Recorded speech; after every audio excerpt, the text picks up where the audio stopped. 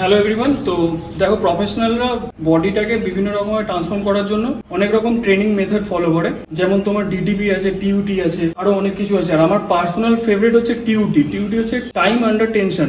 এটা এর জন্য আমার ফেভারিট। অন্য ওয়ার্কআউট মেথড যেগুলো আছে সেগুলোতে কি হয়, জার্ক, মোমেন্টাম অনেক কিছু ইউজ করা যায়, বাট টিউটিতে তুমি কিছু করতে পারবে না। তোমাদের করে দেখাচ্ছি, দুটো রেপের মধ্যে ডিফারেন্স দেখলে তোমরা বুঝতে পারবে। এটা হচ্ছে নর্মাল, তোমরা ধরো করে দেখেছো এরকম ভাবে সবাই করে।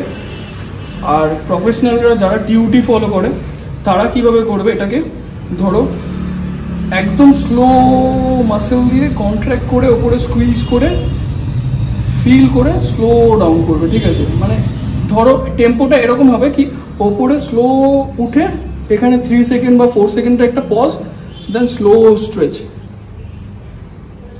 আর নর্মালি তোমরা যারা নতুন বিগিনার আছে বা ইন্টারমিডিয়েট আছে বা যারা এই সম্বন্ধে জানে না, তারা কেবল কার্ল কিরকমভাবে করবে, এরকম। তো এটার মধ্যে আর ওটার মধ্যে ডিফারেন্স বুঝতে পারছি। এটা যদি আমি করতে থাকি তো মাসেলে টিয়ার হওয়ার চান্সেস অনেক বেশি থাকে, কারণ জার্ক আসছে, মোমেন্টাম আসছে, অনেক কিছু আসে।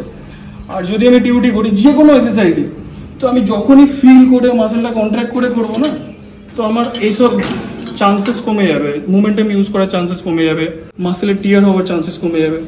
তো ফলো করো। যদি এই মেথডটা তোমাদের ভালো লাগে, আরো ডিটেইলে এক্সপ্লেন করবো।